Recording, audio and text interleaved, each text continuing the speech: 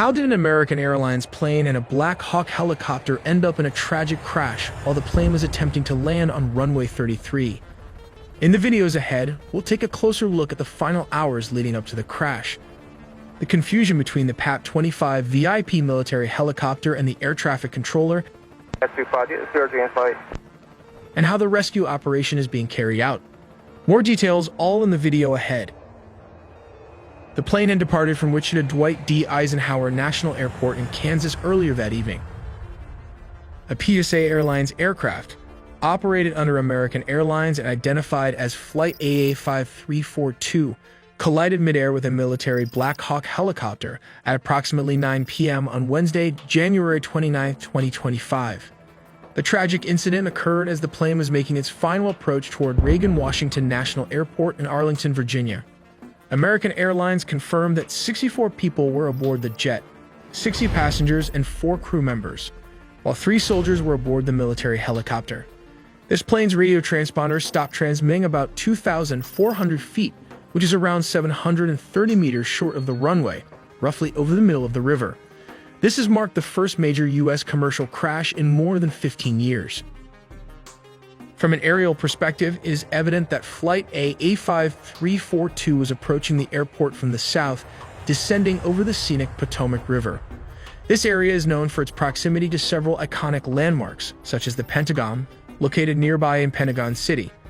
To the north, one can spot the striking dome of the United States Capitol building, a symbol of American democracy. The Potomac River, which encircles the airport and much of Arlington, serves as a natural boundary and offers breathtaking views for arriving flights. However, this area is also densely trafficked, both by air and on the ground, adding to the complexity of air traffic management in the region. American Airlines Flight 5342, which we'll refer to as the landing flight, was on its final approach to runway 33. At this stage, called short final, the aircraft was mere moments from landing, flying at an altitude of about 400 feet.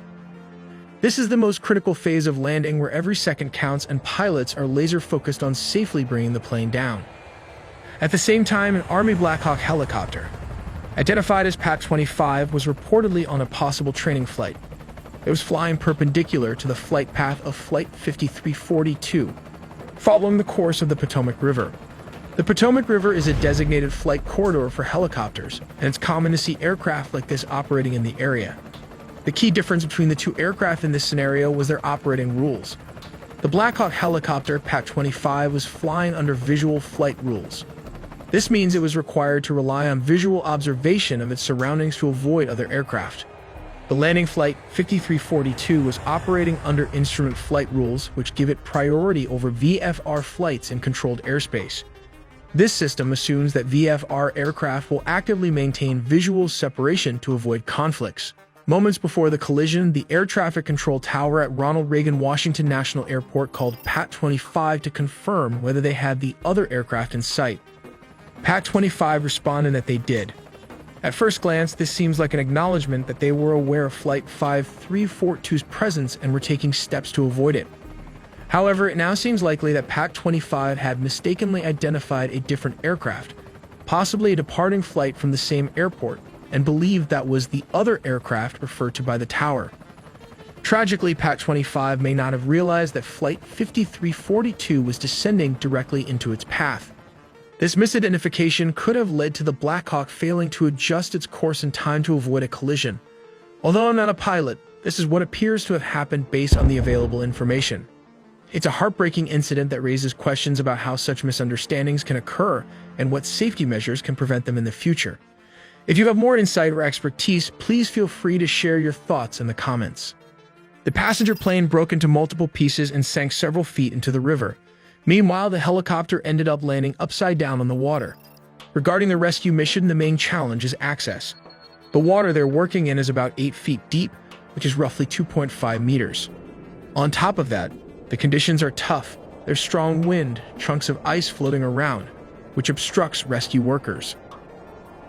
We also have audio from air traffic control that has been published online, capturing the moments as the two aircraft approach each other. In the recording, we can hear a conversation.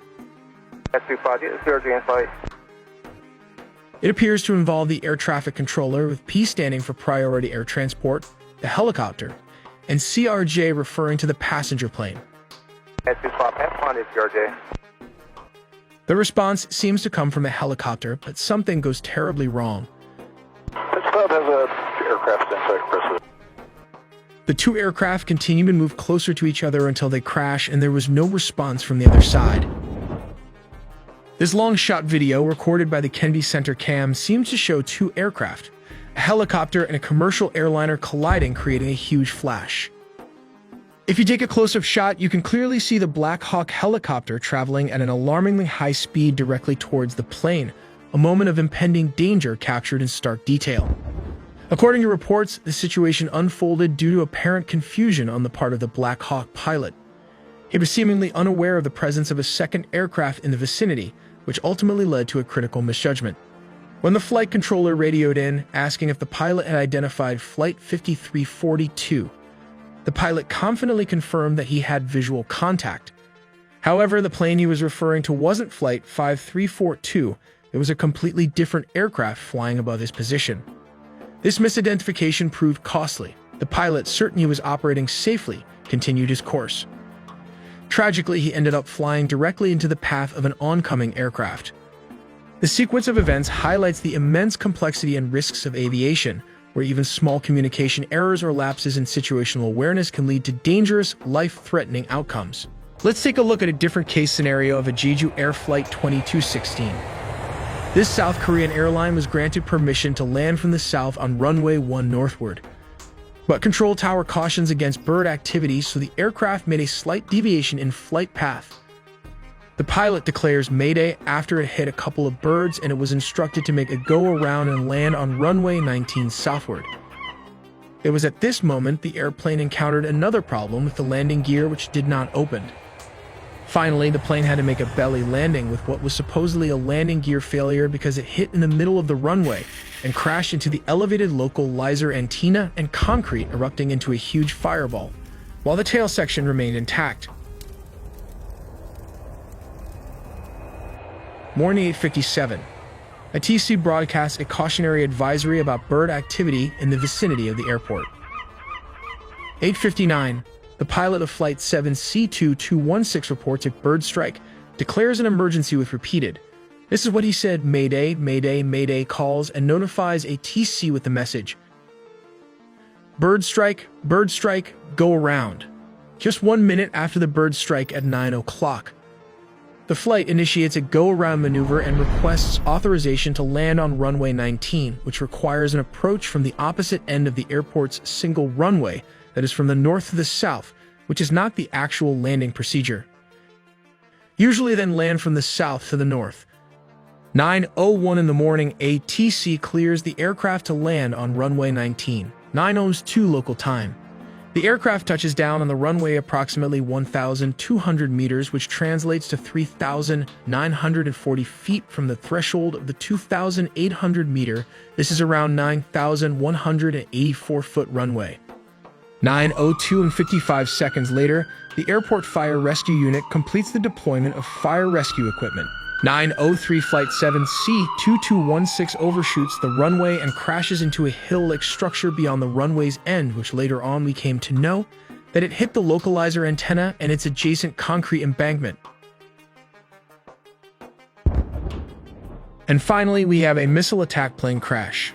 At 10:43 a.m. Kazakh time, which is Russia's Rostov Air Traffic Control Center, received a signal indicating that the crew had decided to divert the flight to Aktau due to adverse weather conditions in Baku and Makhachkala, a city in Russia's Dagestan region. At 10:53 a.m., the Rostov flight director informed Aktau's flight manager that an oxygen tank in the passenger cabin had exploded.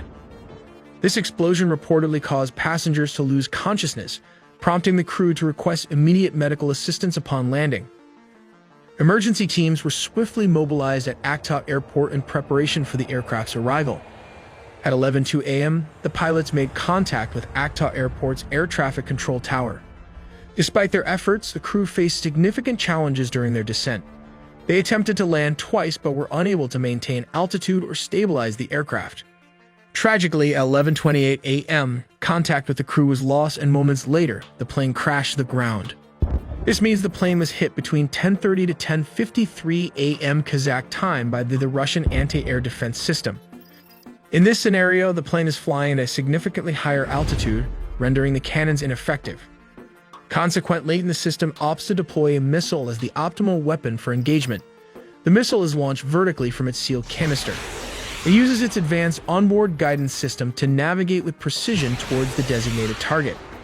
As the missile approaches, its onboard sensors continue to track the civilian aircraft, which in this case is tragically identified as an Azerbaijani civilian aircraft.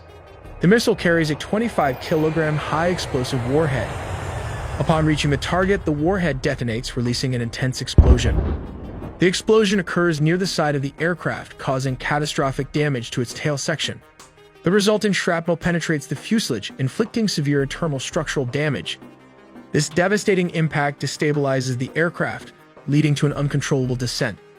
The severely damaged plane crashes near Akta Airport, resulting in a tragic loss of life and a devastating outcome for all those on board. We make original videos from scratch, so please do subscribe and hit the notification bell for more videos.